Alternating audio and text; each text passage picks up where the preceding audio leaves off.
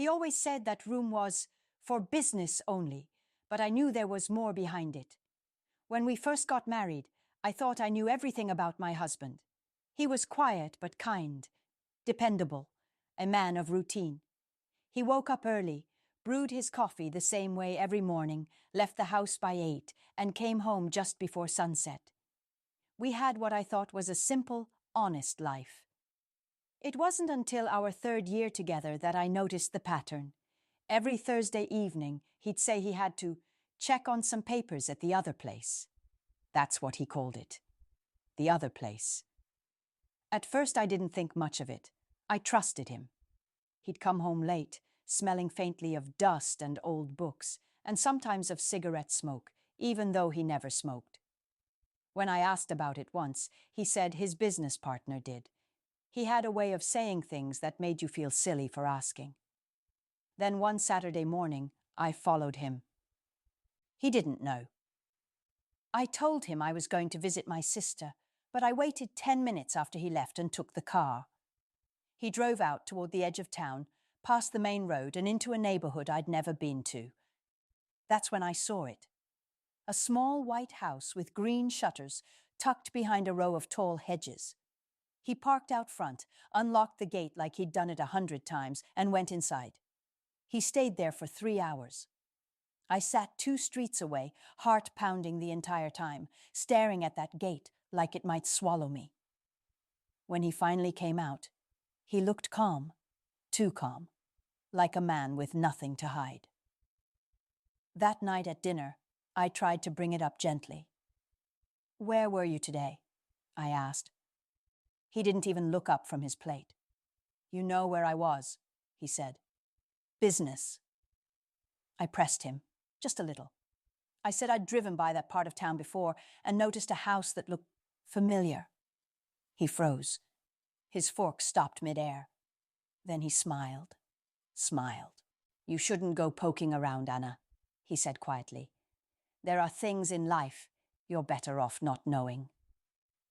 That was the first time I felt afraid of him, not because of his words, but because of how calm he was saying them, like it wasn't a threat, just a statement of fact. After that, he changed the locks on the small office at home and stopped leaving the house key on the counter. He said he was just being careful. Too many burglaries in the area. But I knew what he was doing. He was building walls, brick by brick, around a part of his life I wasn't allowed to touch. I used to tell myself that all marriages have secrets, that maybe this was just his way of protecting me from something dull and complicated. Taxes, business deals, whatever. But deep down, I knew. No man hides something that carefully, unless it could destroy everything.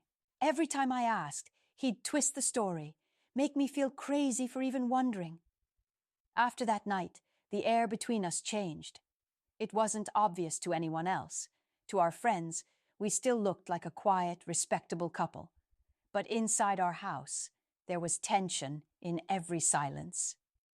I stopped asking about the other place for a while, thinking maybe if I acted normal, he'd let his guard down. But he never did. He started spending more time at work. Some nights, he wouldn't come home until after midnight. I'd stay up waiting, the TV flickering in the background, rehearsing what I'd say when he walked through the door. But when he did, his tone, his calmness, it made my words vanish. One night, I couldn't hold it in anymore.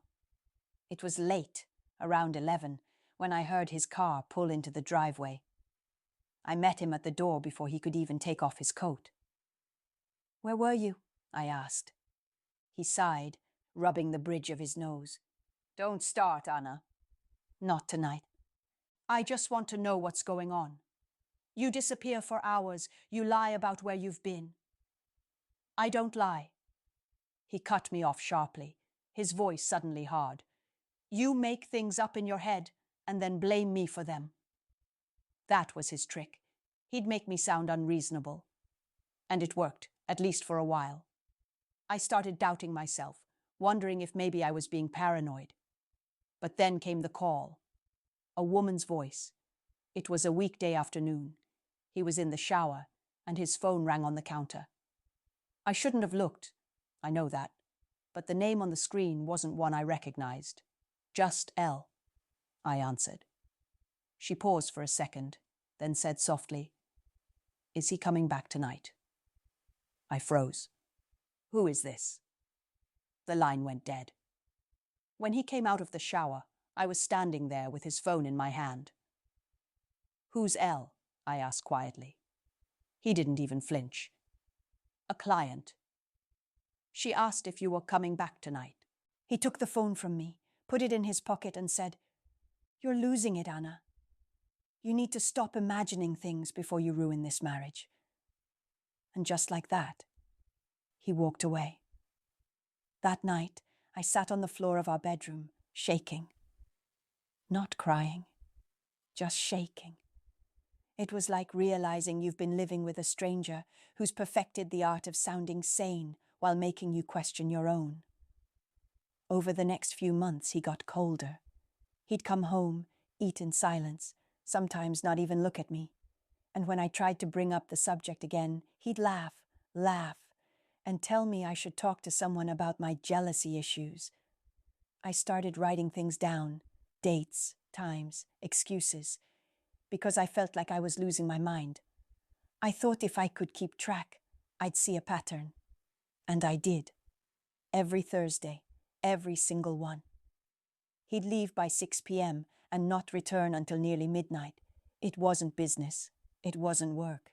It was the other place, the one I wasn't allowed to see, the one that was eating our marriage from the inside out. After he died, the lawyer handed me an envelope with a single silver key inside. He died on a Wednesday morning, just like that. No warnings, no long illness. 1 minute he was mowing the lawn, the next he was on the ground. A heart attack, they said. Quick, painless. I remember standing in the kitchen, staring at his cup of coffee still half full on the counter, steam curling from the top like it didn't know he was gone. I didn't cry right away. I just froze. The funeral was small. He didn't have much family, and most of our friends were really just people from his work. Polite, detached. They said all the right things. He was a good man. He loved you so much. I smiled and nodded, but inside I was screaming, because I didn't know if any of that was true anymore. A week later, I got a call from his lawyer, Mr. Grayson. He asked me to come in to discuss the estate. I expected the usual things: the house, the car, maybe some bank paperwork. What I didn't expect was the small sealed envelope he slid across the desk toward me. "This was left for you," he said, in his handwriting. Inside was a single silver key and a folded note that simply said, "For when you're ready." I stared at it, confused. "Ready for what?" I asked. Mr. Grayson adjusted his glasses, looking slightly uncomfortable. "There's an address written on the back of the envelope. It seems he wanted you to have access to another property." My stomach turned. The address, it was that neighborhood, the one with the white house and green shutters. I tried to act composed, but my voice cracked when I asked, "How long has he owned it?" He flipped through some documents. "Nearly 15 years. Long before you two met, 15 years. That meant he'd kept it secret our entire marriage. Every single day of it. I drove home with the key heavy in my palm, like it was burning through my skin. For a week, I couldn't bring myself to go. Every time I tried, something in me stopped. A voice whispering, "What if you're not ready for what's behind that door?" At night, I'd sit up in bed, clutching that key, replaying every conversation, every lie. The phone calls, the excuses, the smell of smoke on his clothes. It all came back in flashes. Finally, one morning, I decided I couldn't keep living in the dark. He'd hidden too much, taken too much with him to the grave. I got in the car and drove out there, the same route I'd taken years ago when I first followed him. The hedges were taller now, the paint on the shutters fading. It looked abandoned. I parked in the same spot, key trembling in my hand, and walked up the path. The house was silent. When I reached the front door, I hesitated. I could almost hear his voice, calm, distant. "You're better off not knowing, Anna." But this time, he couldn't stop me. I slid the key into the lock and felt it turn with a quiet click. The door creaked open, and the smell hit me first. Not dust or emptiness, but something else. Something faintly sweet and human. My hands shook as I finally turned the lock and stepped inside his secret house. The air inside was heavy, stale, like no one had opened a window in years. I stood in the doorway for a moment, letting my eyes adjust to the dim light filtering through yellowed curtains. The place wasn't empty. That's what startled me first. I had imagined dust sheets, cobwebs, maybe a few boxes, but everything was arranged. There were dishes in the sink, a throw blanket folded neatly over the couch, and a faint trace of perfume I didn't recognize. I took a few cautious steps inside.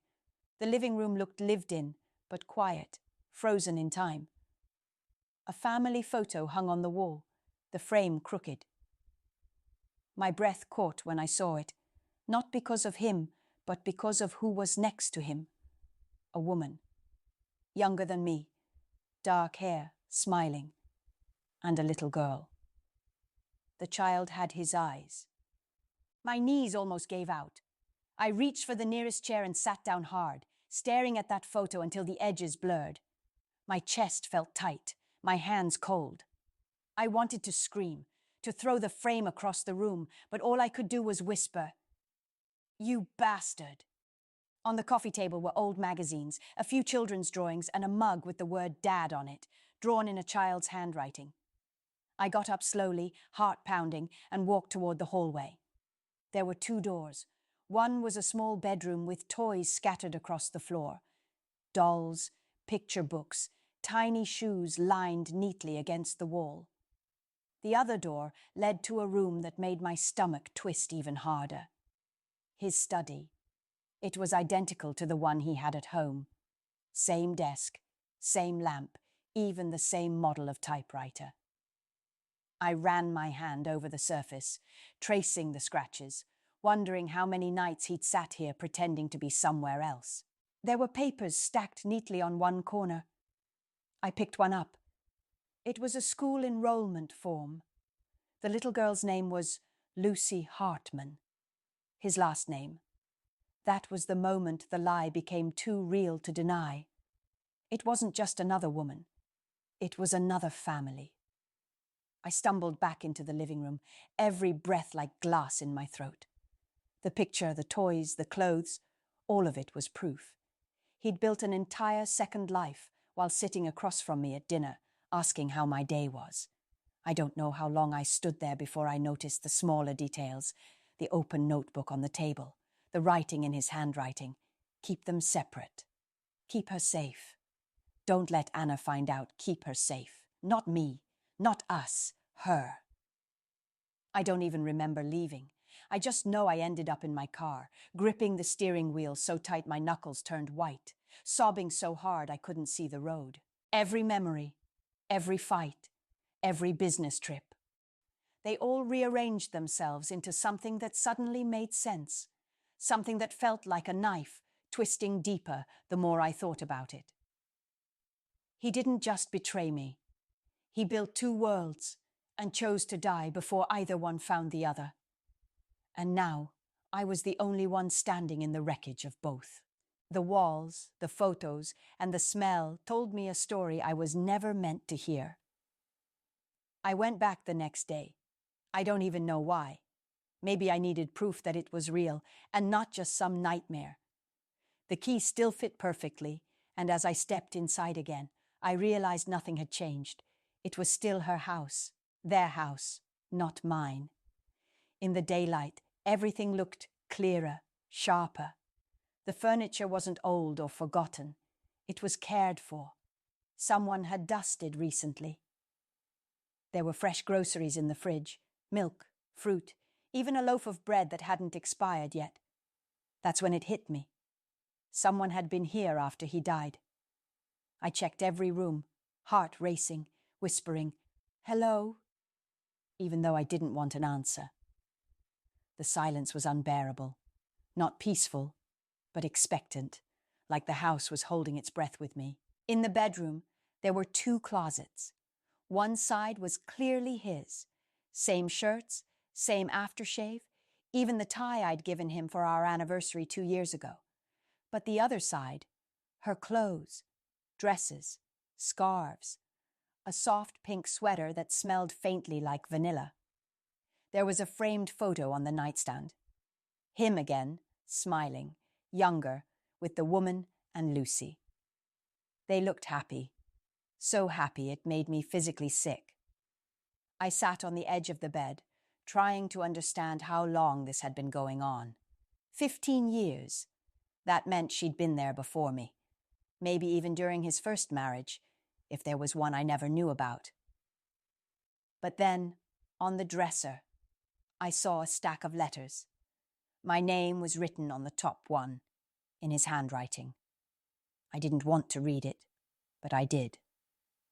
Anna, if you're reading this, it means I'm gone. And you've done what I hoped you wouldn't. Gone to the house. I wanted to tell you everything, but I couldn't. You wouldn't have understood. Not the way things happened. I made mistakes. Big ones. But not all of it was a lie. Her name is Claire. The little girl is Lucy. They were part of my life long before you. I tried to take care of both of you the best I could. I never meant to hurt you, but I couldn't walk away from them either. I'm sorry. That's all it said. No explanations. No reasons. Just sorry. I tore the letter in half. Then again, until the pieces fell across the floor like snow. It wasn't enough. Nothing could ever make it enough. When I went back to the living room, I noticed something I hadn't seen before. A photo album on the lower shelf of the bookcase. It was full. Page after page of birthdays, vacations, Christmas mornings, all with them. All the years he was working late. In the corner of one picture, I saw something that made my blood run cold. His wedding ring. The same one he'd worn every day of our marriage. He'd never taken it off. He hadn't been living 2 lives. He'd been blending them perfectly. And now, I had no idea which one of them, me or her, was the real lie. I learned who he really was, and who else he had been living with. 2 days after I found the letter, I got a call. A woman's voice, hesitant. "Is this Anna Hartman?" I froze. "Yes." "This is Claire." The air left my lungs. I couldn't speak. My mind flashed to the photo. Her face, the little girl, the house. She knew who I was. She must have known. "I think we need to talk," she said quietly. We met the next morning at a small cafe near the hospital. She looked exactly like her pictures, except older, tired, and hollowed out in the way grief leaves you. She was polite, careful, as if I might explode if she spoke too loud. "I'm sorry," she said, her hands trembling around her cup. "I didn't know about you. Not until after he died. I wanted to believe her. God, I wanted to. But the anger sat in my throat like a stone. How could you not know?" I asked. "You lived in his house." She shook her head. "He told me he was divorced, that you were his ex. He said you wanted nothing to do with him." I almost laughed, that bitter, humorless kind that feels like it comes from somewhere deep and broken. "That's funny. He told me you didn't exist."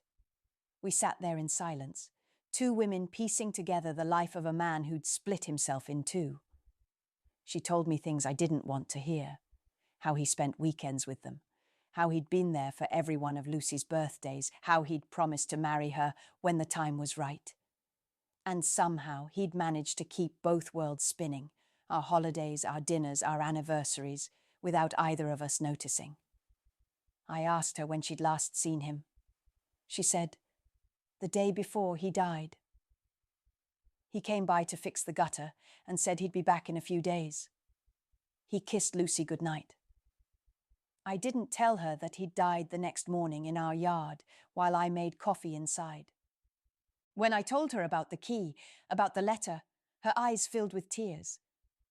"He didn't even leave me that," she whispered. "I had to break a window just to get in after I found out." That was when it hit me. He hadn't just lied to me. He'd lied to both of us.